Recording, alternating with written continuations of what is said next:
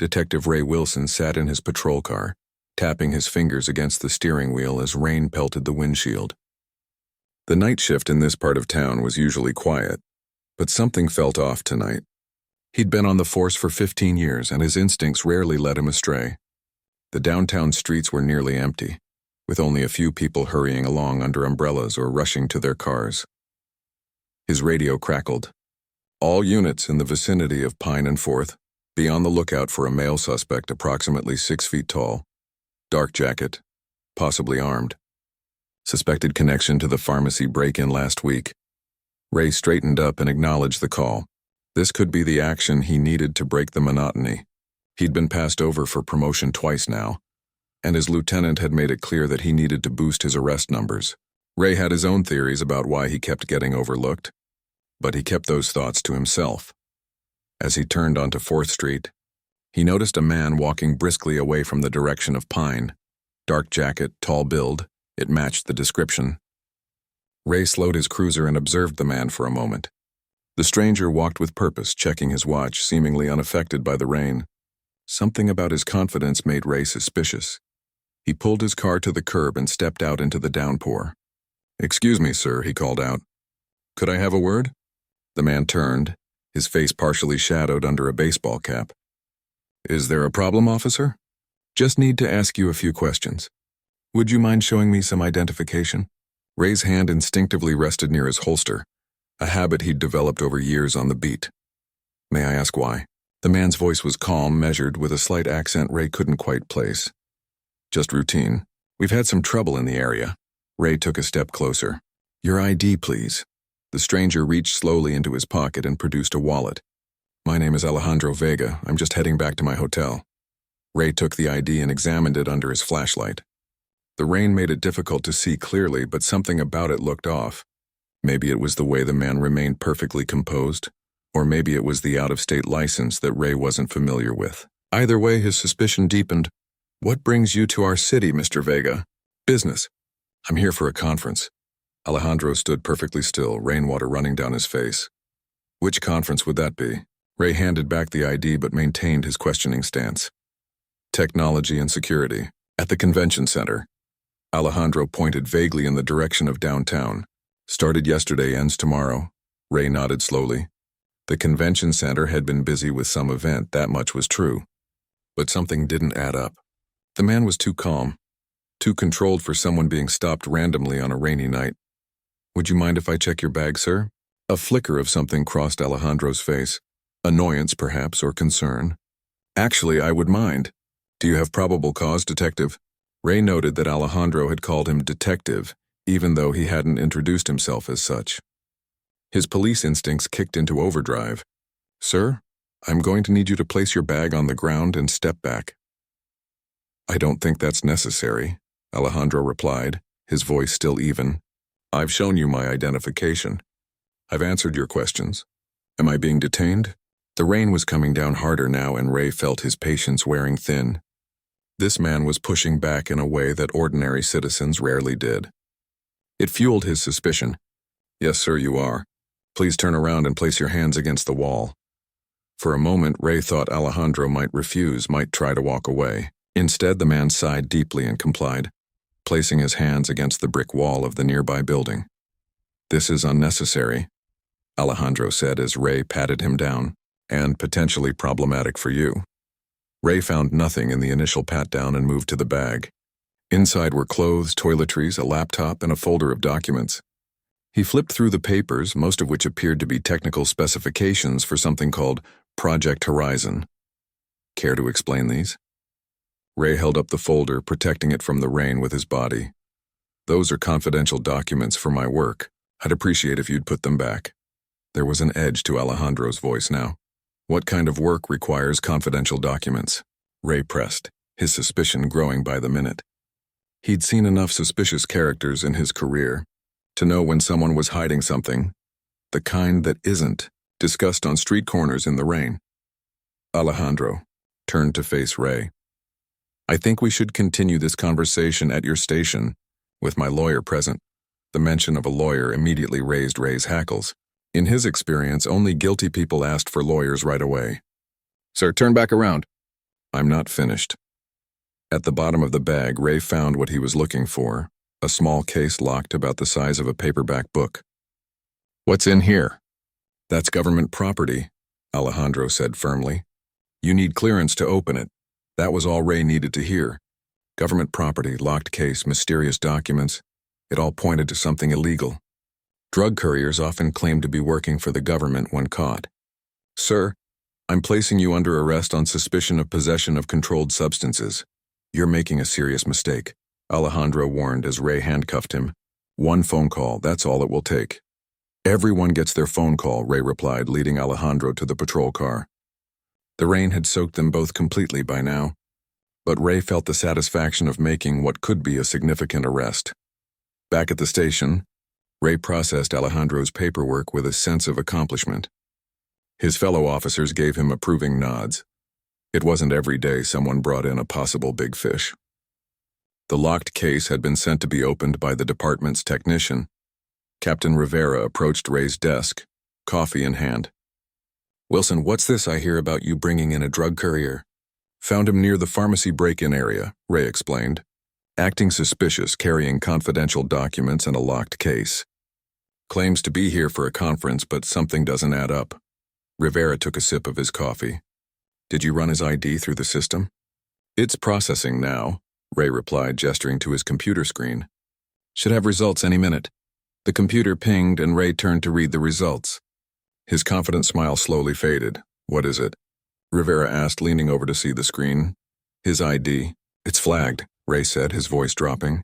Government clearance. We're supposed to contact a special number immediately if he's detained.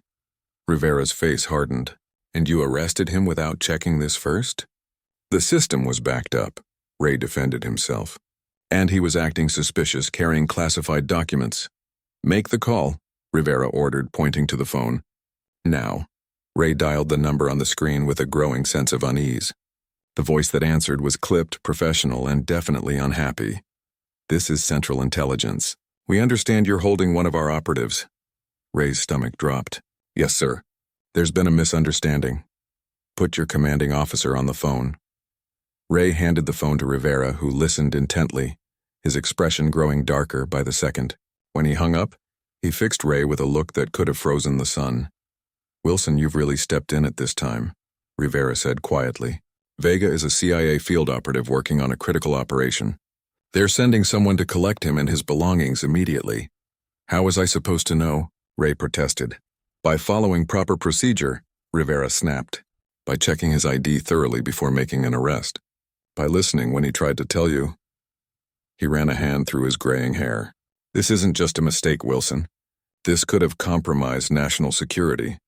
Ray felt his career flashing before his eyes. What happens now? You're on administrative leave pending a full review. And you'd better pray that whatever Vega was working on hasn't been compromised because of your overzealous need to make an arrest. As Ray cleaned out his desk, he could see Alejandro in the conference room, speaking with two stern-looking individuals in suits who had arrived within 30 minutes of the call. Alejandro caught his eye through the glass and held his gaze for a moment. There was no anger there, just a cool assessment that made Ray more uncomfortable than any shouting could have. One of the suits emerged from the conference room and approached Rivera, speaking in hushed tones. Rivera's face paled visibly.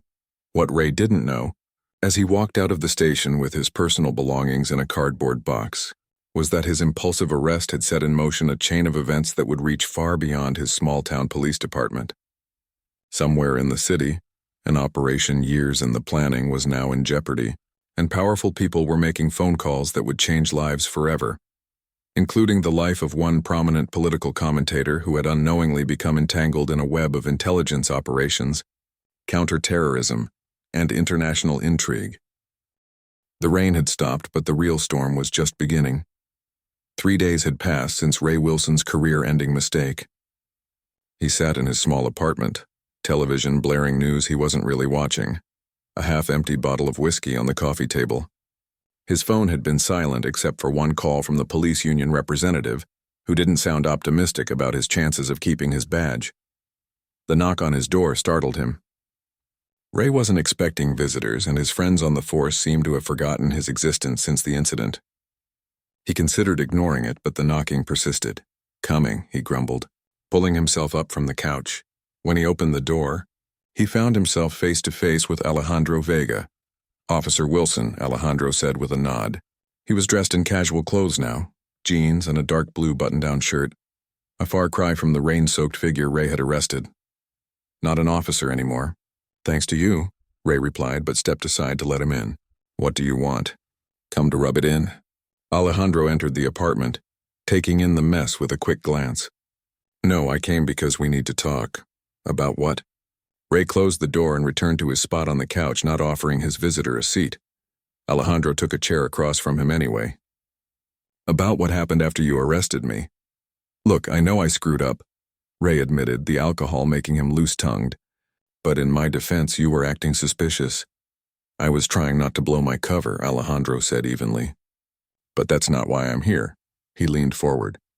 "When you arrested me, you interrupted a surveillance operation. I was tracking a group planning something big.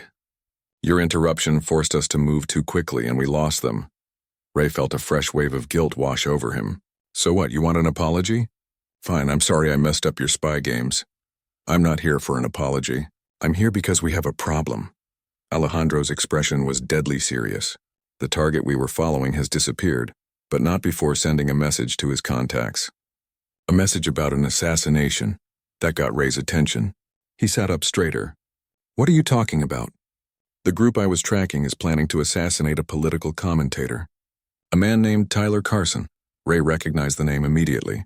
Tyler Carson was a controversial figure who hosted a popular political talk show and podcast. His inflammatory opinions had earned him plenty of devoted followers and just as many fierce critics. "Why Carson?" Ray asked, the fog of self-pity beginning to lift. "He's scheduled to speak at a rally tomorrow night. Our intelligence suggests the attack will happen there." Alejandro's eyes never left Ray's face. "We believe the attackers will use the confusion of the event as cover. And what does this have to do with me?" "I'm suspended, remember?" Ray gestured around his apartment. "In case you haven't noticed, I'm not exactly in a position to help anyone right now." "That's precisely why I'm here," Alejandro replied. "Your suspension means you're off the radar.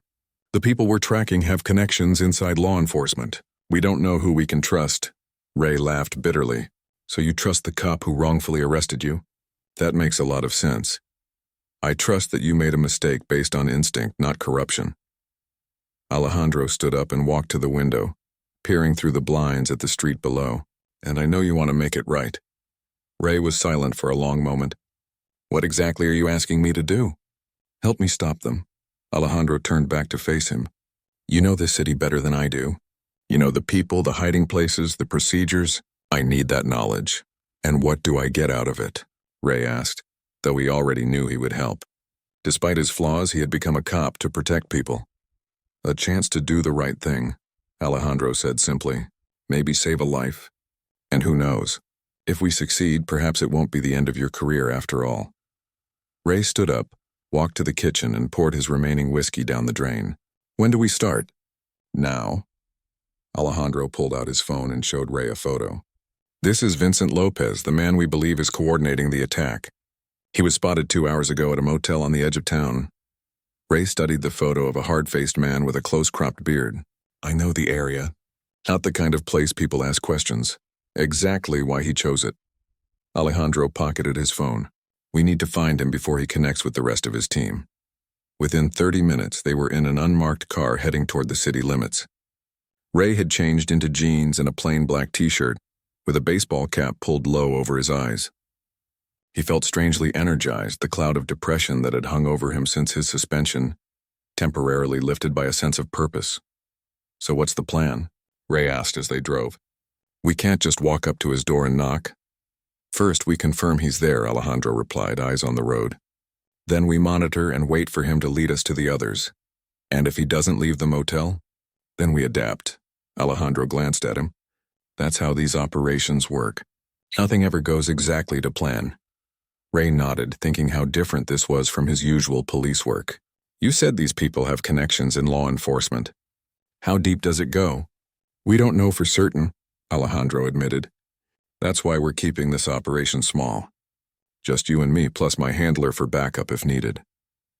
They pulled into a gas station across from the run-down Desert Palm Motel, positioning the car so they had a clear view of room 14, where Lopez was supposedly staying. "Now we wait," Alejandro said, settling in for surveillance. Hours passed with no movement from room 14. The sun began to set, casting long shadows across the motel parking lot. Ray shifted uncomfortably in his seat, unused to the tedium of surveillance work. "You know," Ray said, breaking the silence, "I've been thinking about why I stopped you that night." Alejandro raised an eyebrow. "And it wasn't just that you matched a description. There was something about how you carried yourself. Like you were, I don't know, separate from everyone else." Ray struggled to put it into words. Most people, when they see a cop, they get nervous even if they haven't done anything wrong. "You didn't." "Years of training," Alejandro replied. "But you're right, it can make us stand out sometimes. That's why deep cover operatives are so valuable. They can blend in completely." Ray was about to respond when the door to room 14 opened. A man matching Lopez's photo stepped out carrying a duffel bag. He looked around carefully before walking to a dark sedan parked nearby. "That's him," Alejandro confirmed, starting the engine. "Let's see where he goes." They followed Lopez at a safe distance as he drove through the city, eventually stopping at a warehouse in an industrial area by the docks. 2 other cars were already parked outside. "Looks like the team is assembling," Alejandro said quietly as they watched Lopez enter the building. "We need to get closer, hear what they're planning." They parked several blocks away and approached on foot, using the shadows and stacks of shipping containers for cover. The warehouse had windows high up, but they were filthy and offered little view of the interior. "There's a side door," Ray pointed out. "Probably leads to an office area." They made their way to the door, finding it locked. Alejandro produced a small toolkit from his pocket and made quick work of the lock. "Stay behind me," he whispered as they entered. The office area was dark and deserted, but light and voices came from the main warehouse floor. Ray and Alejandro crept forward until they reached a door that stood slightly ajar, offering a view of the warehouse where Lopez and 4 other men stood around a table covered with papers. "The rally starts at 7, one man was saying. "Carson is scheduled to speak at 8:30. That gives us plenty of time to get into position." "What about security?" another asked. Lopez unrolled what looked like blueprints of a building. "Standard private security plus some local police. Nothing we can't handle with the right distraction. And our man on the inside? He'll make sure the east entrance is clear. That's our way in and out." Lopez traced a path on the blueprints. "Once it's done, we scatter. Use the safe houses we discussed. No contact for at least 72 hours. Ray felt his blood run cold as the reality of what they were hearing sank in. These men were methodically planning to kill someone, discussing it with the casual efficiency of people ordering lunch. Alejandro was recording everything on his phone, his face grim in the dim light. Suddenly a phone rang. Not Alejandro's or Ray's, but somewhere else in the office area. All conversation in the warehouse stopped. "Check it out," Lopez ordered one of his men. Ray and Alejandro exchanged alarmed glances. There was nowhere to hide in the narrow hallway. "Time for Plan B," Alejandro whispered, pulling a gun from his waistband. "What's Plan B?" Ray hissed back. "Improvise." The door to the warehouse swung open and a man with a pistol stepped into the hallway. Before he could shout a warning, Alejandro moved with startling speed, disarming him and knocking him unconscious with a series of precise strikes. But it was too late. The noise had alerted the others. "We've got company," someone shouted from the warehouse. "Run," Alejandro ordered, dragging Ray toward the exit. "We have what we need." Gunshots rang out behind them as they burst through the side door and sprinted for cover among the shipping containers. More shots pinged off metal as Lopez and his men pursued. "Split up," Alejandro said as they ducked behind a container. "Meet back at your apartment, go." Ray hesitated for only a second before running in the opposite direction, using the maze of containers to lose their pursuers. He could hear shouts and footsteps, but they grew fainter as he put distance between himself and the warehouse. When he finally reached a busy street, he slowed to a walk, trying not to draw attention. His heart was pounding, adrenaline coursing through his system. He hailed a taxi, giving an address several blocks from his apartment in case anyone was watching. As the taxi pulled away, Ray caught a glimpse of Lopez running onto the street, scanning the crowds with murderous intent. Their eyes met for a brief moment before the taxi turned a corner and he was gone from view. Ray slumped in the back seat, the full weight of what had happened settling on him. They had the information they needed, but now Lopez and his team knew they were being watched. The assassination attempt on Tyler Carson was still on, but now it would be even more dangerous to stop, and somewhere in the city, Ray hoped Alejandro had escaped as well. Because tomorrow they would have to find a way to prevent a very public murder, with killers who now knew their faces. Ray paced his apartment, checking his watch every few minutes. It had been 3 hours since he'd escaped from the warehouse, and there was still no sign of Alejandro. The night had deepened, and with each passing minute, Ray's worry grew. Had Alejandro been caught, or worse? He jumped at a soft knock on the door. Grabbing his gun from the kitchen counter, he approached cautiously. "Who is it?" he called, standing to the side of the door. "It's me," came Alejandro's voice, sounding strained. Ray opened the door to find Alejandro leaning against the wall, clutching his side. Dark blood seeped between his fingers. "Jesus," Ray muttered, helping him inside and locking the door behind them. "What happened?" "Got clipped." Alejandro grimaced as Ray helped him to the couch. "One of Lopez's men was a better shot than I expected." Ray grabbed a first aid kit from his bathroom and returned to find Alejandro examining the wound. It was a deep graze along his ribs, painful but not life-threatening. "You need a hospital," Ray said, opening the kit. "No hospitals," Alejandro replied firmly. "They'll be watching emergency rooms. Just patch me up." Ray nodded and got to work cleaning and bandaging the wound. His hands were steady. He'd dealt with injuries before during his years on the force. "Did you make it out with the recording?" Alejandro patted his pocket. "Got it all. I've already sent it to my handler. They're working on identifying the rest of Lopez's team. So what's the plan?" Ray asked as he finished securing the bandage. "The rally is tomorrow night. We don't have much time." Alejandro sat up gingerly, testing his injury. "We need to figure out who the inside man is. Lopez mentioned someone who would clear the east entrance. That narrows it down to security personnel or venue staff," Ray said, thinking aloud. "But that's still dozens of people. My handler is running background checks on everyone working the event, but it might take too long." Alejandro winced as he reached for the glass of water Ray offered him. "We need a faster approach." Ray thought for a moment. "I might know someone who can help. An old friend who works in private security. He's been hired for events at that venue before. He might know the layout, the procedures, maybe even some of the staff. Can you trust him?" "With my life," Ray replied without hesitation. "We went through the academy together." Alejandro nodded. "Make the call." An hour later, they were sitting in a 24-hour diner on the outskirts of town. The place was nearly empty, with just a tired-looking waitress and a cook visible behind the counter. Ray spotted his friend Dave entering and waved him over. Dave slid into the booth across from them, his eyes taking in Alejandro's stiff posture and Ray's tense expression. "You look like hell, Ray, both of you." "Thanks for coming," Ray said, ignoring the comment. "This is Alejandro. He's a consultant." Dave raised an eyebrow but didn't push for details. "What's this about?" "Your call sounded urgent. We need information about the Riverside Convention Center," Ray said, keeping his voice low. "Specifically about the security for tomorrow night's rally." Dave frowned. "The Carson rally? What's your interest in that?" Ray and Alejandro exchanged glances. Ray made a decision. Someone's planning to hit it. "Assassinate Carson." Dave's eyes widened. "Are you serious? Have you told the police?" "It's complicated," Ray replied. "There might be someone on the inside helping the attackers." "And you think it's someone in security?" Dave looked troubled. "We know they're planning to use the east entrance," Alejandro said.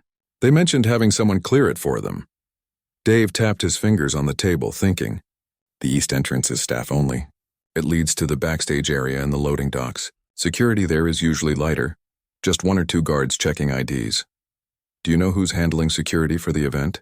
Ray asked. "Granite Security Services," Dave replied. "I know the company. They're professional, but they hire a lot of part-timers for big events." He paused. "Wait, there was a guy who used to work for them who got fired from my company about 6 months ago. Thomas Reed. Had anger issues, made some disturbing comments about politicians." "What kind of comments?" Alejandro pressed. "The kind that get you reported to HR," Dave said grimly. "Very specific threats. He got fired, but I heard Granite picked him up. They're not as thorough with background checks." Ray leaned forward. "Could he be working tomorrow's rally?" I can find out, Dave said, pulling out his phone. I still know people at Granite. While Dave made his call, Ray studied Alejandro, who was looking increasingly pale. The wound was taking more out of him than he wanted to admit. Dave returned a few minutes later. Reed's on the schedule for tomorrow night. East entrance, just like you said. Alejandro nodded. That's our inside man. So what now? Dave asked. Shouldn't we call this in? Get the police involved? Not yet, Ray said. Lopez mentioned connections in law enforcement. We don't know how deep this goes. Lopez? Dave's brow furrowed. Vincent Lopez? Ex-military guy? Alejandro's attention sharpened. You know him? I've heard of him, Dave said slowly. There were rumors about a group of ex-military and law enforcement types forming some kind of, I don't know, vigilante network. People who thought the system was broken, that certain political figures needed to be removed. I thought it was just talk. It's not just talk, Ray said. We heard them planning it. They're going through with it tomorrow night. Dave ran a hand over his face. Jesus, what do you need from me? Access, Alejandro said. We need to get into that rally backstage without going through the normal security channels. And we need to know exactly who's working where, Ray added. Especially around Carson, Dave thought for a moment. I might be able to help. My company is handling perimeter security for the parking areas. I could get you passes, maybe even uniforms. But getting backstage will be tougher. We'll figure that out, Alejandro assured him. Just get us inside the perimeter. As dawn broke, they had the beginnings of a plan. Dave would secure them security passes for the outer perimeter. From there, they would need to locate Reed and monitor him until Lopez and his team made their move. What about Carson? Ray asked. Shouldn't we warn him? My handler is trying to reach his people, Alejandro explained. But privately. If we cause a public alarm, Lopez will just postpone and try again somewhere else. And we're sure they're still going ahead with it? Dave asked. After what happened at the warehouse? They've invested too much time in planning, Alejandro said confidently. They'll adjust, but they won't cancel. The rally is too perfect an opportunity. The day passed in a blur of preparation. Dave came through with security passes and uniforms.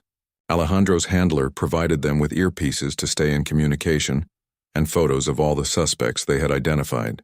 By late afternoon, they were ready. The Riverside Convention Center was already buzzing with activity as they arrived. Campaign staff, security personnel, and media crews moved about with purpose. Ray and Alejandro, dressed in security uniforms, blended in perfectly. Reed is scheduled at the east entrance from 7:30, Dave told them through their earpieces. He was stationed in the parking area, coordinating with his own team. I've got eyes on the exterior cameras. No sign of Lopez or his crew yet. Ray and Alejandro positioned themselves near the main entrance, watching the growing crowd of Carson supporters filing in. The atmosphere was electric with anticipation. I'll circle around to the east entrance, Alejandro said. You stay here and watch for any of Lopez's team trying to come through the main doors. Ray nodded, scanning the faces in the crowd. Be careful. Your wound, I'll manage, Alejandro cut him off. Just stay alert. As Alejandro moved away, Ray continued his surveillance. The crowd was diverse, excited, ordinary people here to see a man they admired. People who had no idea of the danger lurking. Ray felt a renewed sense of purpose. Whatever Carson's politics, and Ray didn't particularly agree with many of them, no one deserved to be gunned down for their beliefs. Ray, Dave's voice came through his earpiece, tense and urgent. I've got movement at the service road leading to the east entrance. Black van, no plates. How many inside? Ray asked, already moving toward the east side of the building. Can't tell. Windows are tinted. But it's pulling up to the security checkpoint now. Ray quickened his pace. Alejandro, are you in position? No response. Alejandro, come in. Still nothing but static. Ray felt a chill run down his spine. He needed to find Alejandro and fast. As he rounded a corner toward the east entrance, he nearly collided with a man in a catering uniform. Sorry, Ray began, then froze as he recognized the face. It was one of the men from the warehouse. The man recognized him too. His hand moved toward his waistband, but Ray was faster. He grabbed the man's wrist, twisting it painfully as he slammed him against the wall. Where's Lopez? Ray demanded, his voice low and dangerous. The man spat in his face. Too late, cop. It's already happening. A distant popping sound reached Ray's ears. Gunshots muffled by distance and the building's acoustics. Then screams began to echo from the main hall. Ray's blood ran cold. They'd been outplayed. While they were watching the east entrance, Lopez had somehow gotten inside another way. He slammed the man's head against the wall, knocking him unconscious, then sprinted toward the sound of gunfire and screaming. "Dave!" he shouted into his earpiece. "They're inside." "Main hall." "I'm calling it in," Dave responded, his voice tight. "Police are on their way." Ray burst through a set of double doors into chaos. The main hall was in pandemonium, people running in all directions, diving under seats. On the stage, security personnel were huddled around someone on the ground. Tyler Carson had been shot. And standing at the back of the hall, calmly walking toward an exit, was Vincent Lopez. Ray's instincts took over. He could either run to the stage to help Carson or pursue Lopez. In that split second, he made his choice. Carson had people helping him already. Lopez was getting away. He sprinted after Lopez, shoving through the panicked crowd. "Stop, security!" he shouted, but his voice was lost in the chaos of screams and stampeding feet. Lopez glanced back, saw Ray pursuing, and quickened his pace. He pushed through an emergency exit door, setting off an alarm that only added to the pandemonium. Ray burst through the same door seconds later, finding himself in a back corridor. Lopez was already at the end of it, turning a corner. Ray raced after him, his security uniform giving him an advantage as frightened venue staff flattened themselves against the walls to let him pass. "Ray," Dave's voice crackled in his earpiece. "What's happening?" "Carson's been shot." "I'm pursuing Lopez, heading toward the west parking garage." Ray gasped as he ran. "Police are 3 minutes out," Dave replied. "Be careful. We don't know how many of his team are still inside." Ray rounded the corner and nearly caught a fire extinguisher to the face. He ducked just in time as Lopez swung it at him. The heavy metal canister grazed his shoulder, sending a jolt of pain down his arm. Lopez abandoned the extinguisher and took off again, crashing through another door that led to the parking garage. Ray followed, ignoring the throbbing in his shoulder. The garage was dimly lit and filled with vehicles. Lopez ducked between cars, trying to lose Ray in the maze of concrete pillars and parked vehicles. Ray slowed his pace, moving more cautiously now. Lopez was dangerous, possibly armed, and Ray had only his fists.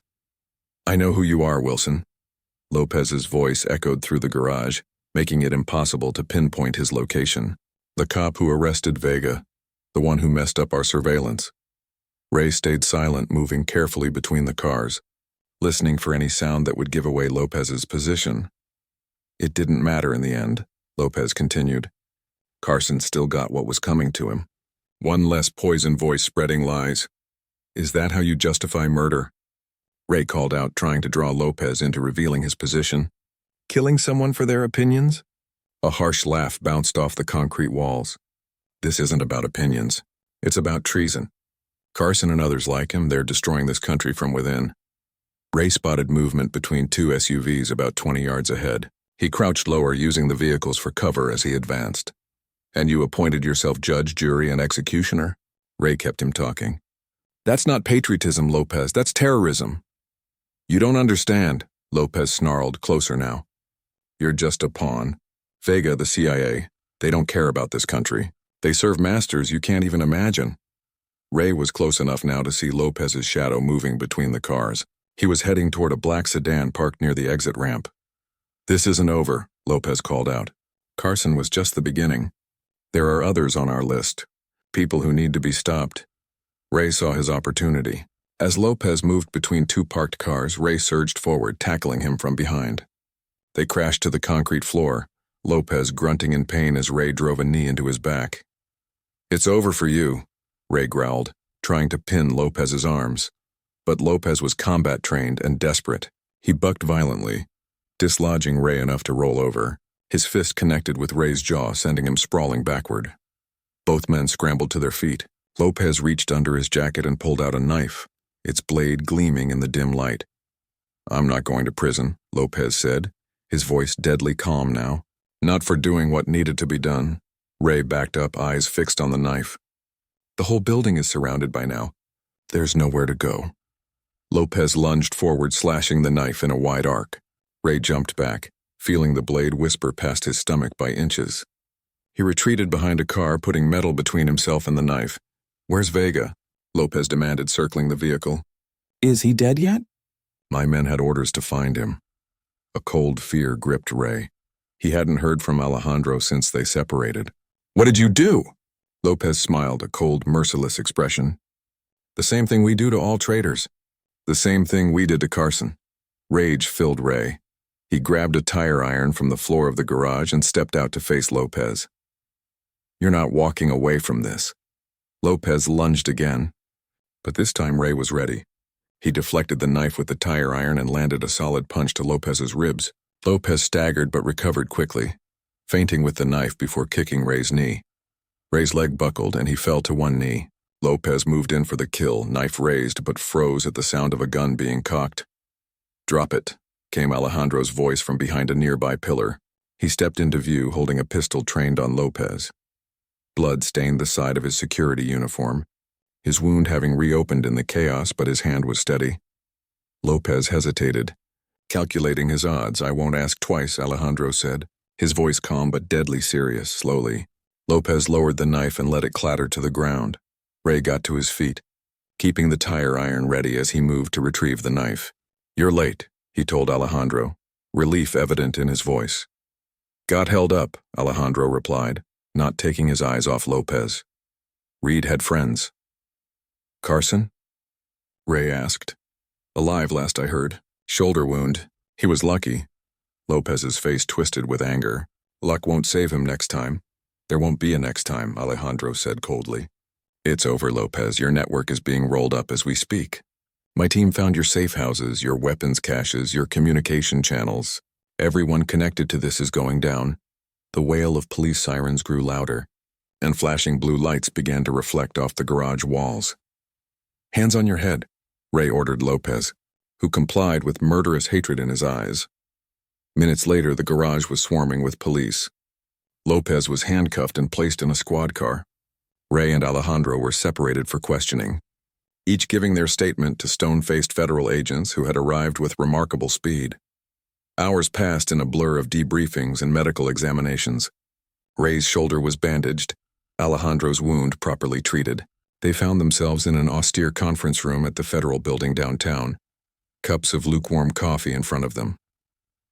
Carson will recover, Alejandro informed Ray as they waited. The bullet missed any vital organs. He's in surgery now. Ray nodded, relief washing over him. And Lopez's team? 7 arrests so far, including Reed. 3 more identified and being tracked. It'll take time to dismantle the entire network. But we've cut off the head. The door opened, and a stern-looking woman in a dark suit entered, followed by Captain Rivera from Ray's precinct. Officer Wilson, the woman said, taking a seat across from them. I'm Deputy Director Nora Hall, CIA. We have a situation to discuss. Ray straightened up, expecting the worst. Ma'am, your actions today prevented what could have been a much worse tragedy, she began, her tone formal but not unkind. Agent Vega has provided a full report of your assistance in this operation. Ray glanced at Alejandro, Agent Vega, who gave him a subtle nod.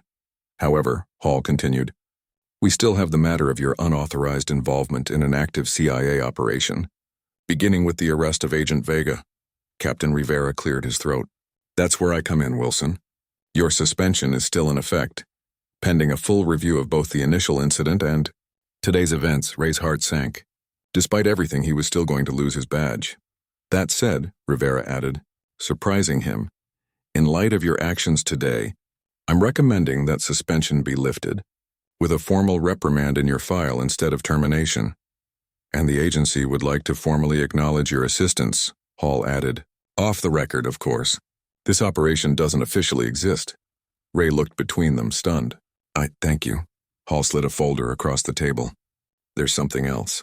The network Lopez was part of is larger than we initially thought. Cells in multiple cities, all targeting political figures they deem enemies of the state. She tapped the folder. We're forming a joint task force to dismantle it.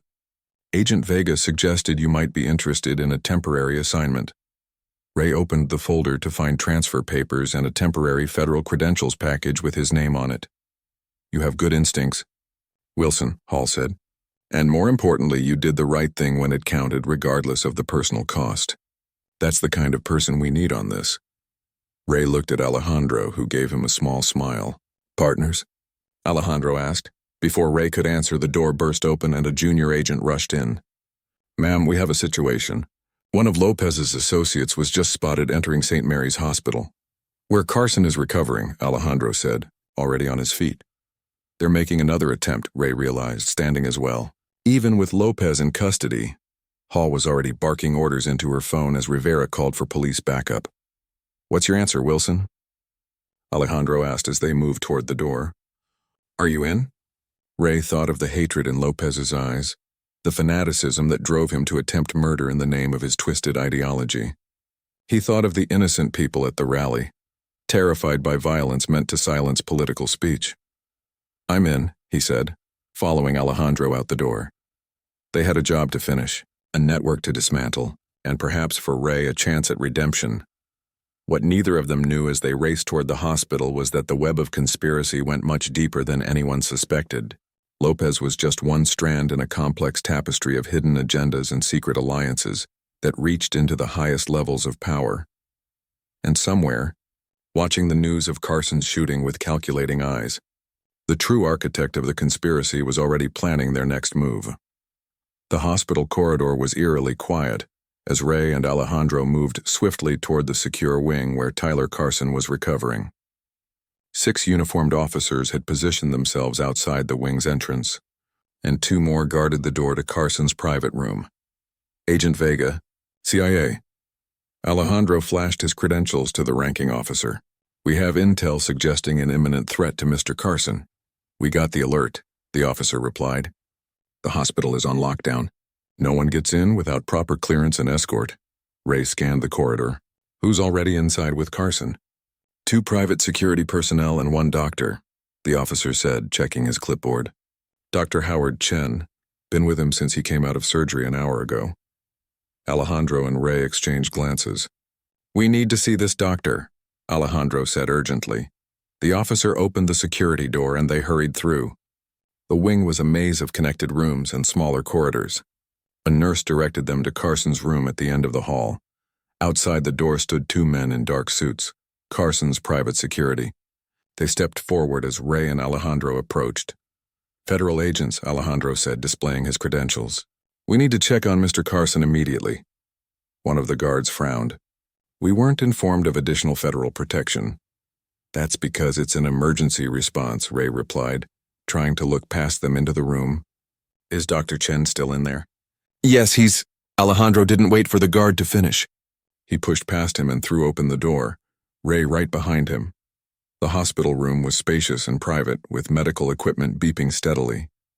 Tyler Carson lay in the bed, pale but conscious, an IV in his arm, and bandages visible beneath his hospital gown. A man in a white coat stood beside the bed preparing a syringe. "Step away from the patient," Alejandro ordered, his hand moving to his weapon. The doctor turned, startled. "Excuse me, I'm in the middle of administering pain medication." "Dr. Chen?" Ray asked, moving to the side to block the doctor's path to the door. "Yes," the man replied. "And you are?" "Put down the syringe," Alejandro said, his voice deadly calm. "Now!" Carson looked between them with alarmed eyes. "What's happening?" "That's what I'd like to know," the doctor said indignantly, though Ray noticed he hadn't put down the syringe. "We received intelligence that one of Lopez's associates entered the hospital," Ray explained to Carson, not taking his eyes off the doctor. "Someone planning to finish what Lopez started." Carson's face drained of what little color it had. "You think he's here to kill me?" "The question is," Alejandro said, stepping closer to the doctor, "is it this man?" The doctor looked offended. "This is absurd. I've been Mr. Carson's attending physician since he arrived." "Have you?" Ray asked. "Because we can verify that very quickly. Put down the syringe, Dr. Chen, if that's really your name." For a tense moment, the doctor seemed to consider his options. Then with startling speed, he lunged toward Carson with the syringe. Alejandro was faster. He grabbed the doctor's wrist, twisting it until the man cried out in pain and the syringe clattered to the floor. Ray rushed forward, helping Alejandro pin the struggling man against the wall. "What's in the syringe?" Alejandro demanded as Ray secured the man's hands with zip ties. The fake doctor said nothing, his face a mask of cold hatred. The security guards burst into the room, weapons drawn. "We heard a commotion. Call hospital security," Ray ordered them. Tell them we need to locate the real Dr. Chen immediately, and get a nurse in here to check on Mr. Carson. As one guard made the call, Carson stared at the restrained man. Who are you? Why would you try to kill me? The man finally spoke, his voice dripping with contempt. You spread lies that damage this country. You turn people against each other for your own profit. You're a traitor in everything but name. Carson looked genuinely shocked. Because of my show? My political opinions? Your opinions are poison, the man spat. Lopez was right about you. About all of you. Hospital security arrived, followed by federal agents who took the would-be assassin into custody. The real Dr. Chen was found locked in a supply closet, dazed but unharmed. The syringe, when tested, contained a lethal dose of potassium chloride, enough to stop Carson's heart and make it look like natural causes. Hours later, Ray and Alejandro sat in Deputy Director Hall's temporary office at the federal building. The events at the hospital had confirmed their suspicions. Lopez's network was larger and more determined than they had initially thought. The man you caught at the hospital is Kevin Brenner, Hall explained, sliding a file across her desk. Former military intelligence discharged 5 years ago. We found communications between him and Lopez going back at least 3 years. Ray opened the file. Brenner's service record was impressive, until a psychologist had flagged him for increasingly extreme political views and concerning statements about government officials. So he was radicalized while still in the service? Ray asked. It appears so, Hall replied. And he's not the only one. We're finding similar patterns with other members of Lopez's network, people who started out as patriots but twisted that patriotism into something dangerous. Alejandro, his wound properly treated again after the hospital confrontation, leaned forward. Have any of them talked? Given us names higher up the chain? Hall's expression was grim. Not yet. They're true believers, convinced they're soldiers in some kind of shadow war for the soul of the country. But we did find something interesting on Brenner's phone. She pulled up an image on her computer screen. It showed a text message with a single line. Orion proceeds as planned. Carson was Phase 1. Orion? Ray asked. What's Phase 2? That's what we need to find out, Hall replied. And quickly. Whatever they're planning, it's bigger than Carson, possibly bigger than anything we've dealt with so far. You mentioned a task force, Ray said, remembering their earlier conversation. Is that still on the table? Hall nodded. More necessary than ever. We need people who understand how Lopez's network operates. You two have first-hand experience. She looked at Ray.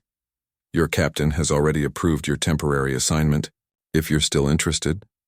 Ray thought about everything that had happened since that rainy night when he'd stopped Alejandro on the street.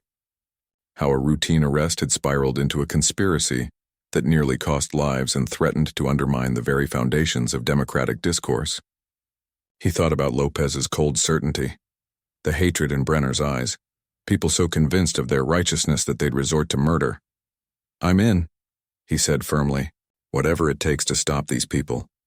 Good, Hall said, standing. Because we don't have much time. We've been analyzing communications between known members of the network. There's increased chatter about something happening in 3 days.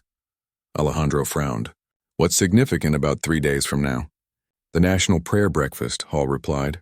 Half the government will be there, including the president. The implications were clear. If Lopez's group was planning something at an event of that magnitude, the consequences could be catastrophic. We're wheels up in an hour, Hall informed them. I suggest you both get whatever you need. It could be a long few days. As they left the office, Alejandro placed a hand on Ray's shoulder. You know, for a cop who made a massive mistake, you've done pretty well. Ray gave a wry smile. Trying to make up for it, I guess. That's the difference between you and people like Lopez and Brenner, Alejandro said seriously. They think they're infallible, that their cause justifies anything. You recognize your mistakes and try to fix them. They walked in silence for a moment, the weight of the coming days heavy on both of them. Do you think we'll find who's really behind all this? Ray finally asked. The person giving the orders? I don't know, Alejandro admitted. But whoever it is, they've been careful to stay hidden, using people like Lopez as their public face. Cowards, Ray muttered. Smart, Alejandro countered. But not smart enough. They made one critical mistake. What's that? Alejandro smiled slightly. They let you arrest me that night. Set all this in motion. 2 days later, after intense investigation and surveillance, they had names, locations, and plans. Operation Orion was revealed to be a coordinated attack on multiple government officials at the National Prayer Breakfast and attempt to decapitate leadership and create chaos. The task force moved before dawn on the day of the breakfast, raiding safe houses and arresting conspirators across the city. Ray and Alejandro led a team to a nondescript office building that housed the operations command center. Inside, they found computer servers, communication equipment, and detailed plans for the attack. And something else, financial records that finally revealed the hand behind the curtain. Senator William Crawford, Ray said in disbelief, looking at the evidence before them. He was funding the whole operation. Alejandro nodded grimly. A man who took an oath to protect the Constitution, secretly financing terrorists to attack his political opponents. Crawford was arrested that afternoon as he prepared to attend the very event his money was going to turn into a bloodbath. The evidence was overwhelming. Bank transfers, encrypted communications, meetings with Lopez documented through surveillance footage.